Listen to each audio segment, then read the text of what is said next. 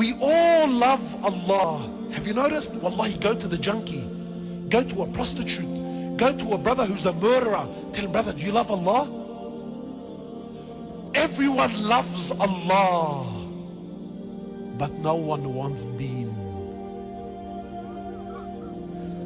No one wants deen.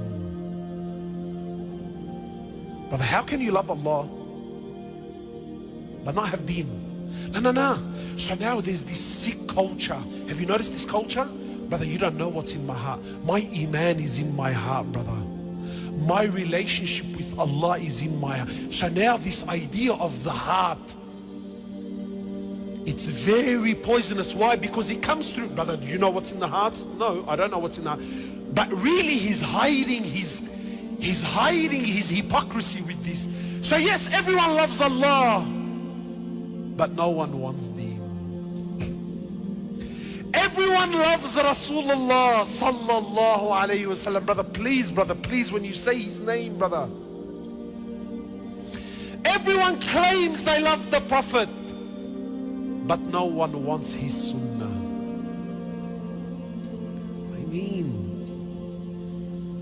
What do you mean his sunnah?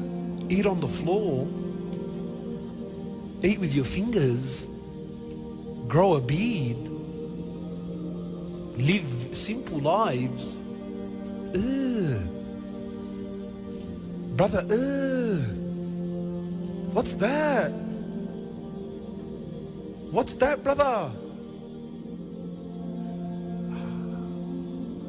We love Rasulullah. Wallah, we sing his songs and we'll parade and we'll have big protests when something happens. We show. But no one wants his sunnah. We love Jannah. We love Jannah. But no one wants to die. You know what this ummah is suffering from, my brothers? Trust me, it's not knowledge. The alam is ocean, books, apps. Wallahi, jump on YouTube, hours and hours and hours of talks and bayans and khutbahs and classes, and knowledge is there, it's abundant. What is this ummah suffering from more than anything? The biggest disease, the biggest sickness of the Muslims, the biggest calamity in the ummah, do you know what it really is? There's no men. And you know who suffers the most when there's no men? You know who suffers the most? Women and children.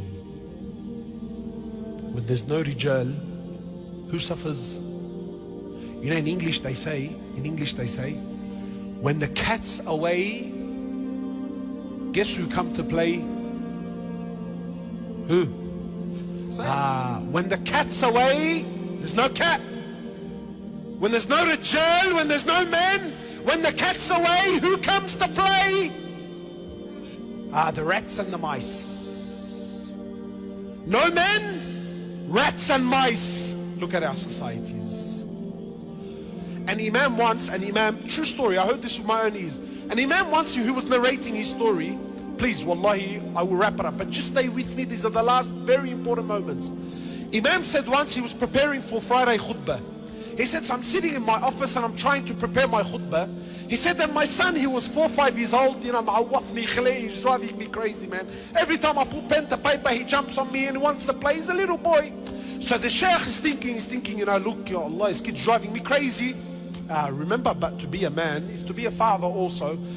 So for us, we would do give him an iPad, get him off your back. Yeah? This is the father now. This is the 21st century father. Yeah. Give him an iPad, get him off your back. So the sheikh is saying, man, look, I need this kid off my back. I need to prepare my khutbah. How do I engage the kid? Give him something constructive. So the sheikh was saying, the imam says, he says, I had a magazine. I'm flicking through the magazine and I found a picture of the world, a globe. It was a picture of the globe. So the sheikh said, look, let me rip this page out and I'll cut it into a little puzzle. Yeah, I'll cut the countries into pieces and I'll give it to the boy and I'll tell him to put it together. He's thinking this will keep him busy at least for an hour. Get him off my back. He said, I cut the picture I gave it to my son. I said to my son, listen, put the world together. So the Imam said, the boy took it. I'm thinking, finally now I can gather my thoughts and put the khutbah together. He said within a few minutes, the boy was back and the world was put together. So the Sheikh's thinking, is my son a genius? He's a little boy. So the Sheikh says, my son, Allahu Akbar, Tabarakallah, how did you know where Europe is and the Americas and the Africas? And the kid doesn't go to school. How did you know? He said to him, Wallah, father, I don't know.